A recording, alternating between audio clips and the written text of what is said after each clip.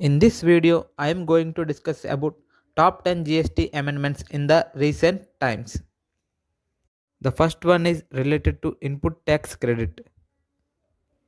Registered person is allowed to take ITC only when the supplier furnishes the details of invoices and debit notes in GSTR 1. Previously, there is an option to take provisional ITC of 5% of uploaded invoices as per Rule 36.4 is no longer be applicable now. The next one is related to GST rates.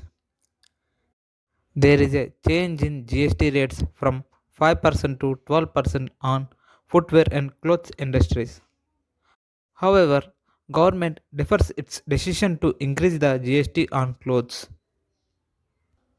And the next one is related to e-commerce operator. E-commerce operators like Zomato, Swiggy is liable to pay GST on restaurant services supplied through it by an unregistered suppliers.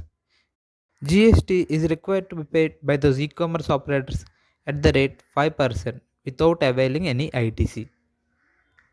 And the fourth one is related to e-way bill.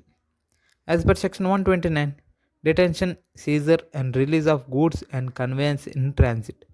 In this, there are two things. The first thing is when the owner of the goods comes forward, the penalty shall be, in case of taxable goods, penalty shall be 200% of the tax payable. Previously, this amount is only 100% of tax payable. Now it is amended to 200% of tax payable. In case of exempted goods, penalty shall be 2% of value of goods or 25,000, whichever is lower. And the second thing is when the owner of the goods doesn't comes forward, penalty.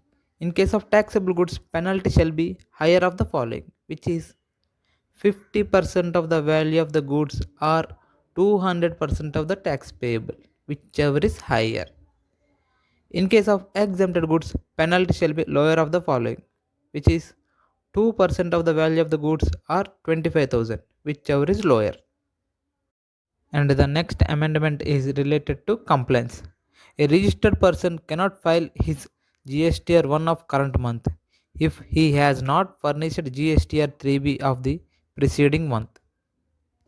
And the sixth one is self-assessed tax shall be determined as per the information furnished in the GSTR 1 and not as per GSTR 3B, which is previously as per GSTR 3B.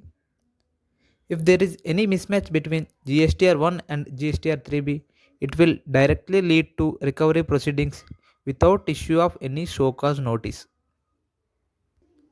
And the other miscellaneous amendments are: now Aadhaar authentication is mandatory for filing refund claim and application for revocation of cancellation of registration. And minimum pre-deposit amount for filing an appeal against e-way bill violations are 25% of the penalty, which is previously 10% of the penalty. Now, commissioner can provisionally attach any property or bank account if he is of the opinion that to protect the interest of the revenue. And the final amendment is extension of due dates for filing GSTR 9 and 9C to 28th February 2022.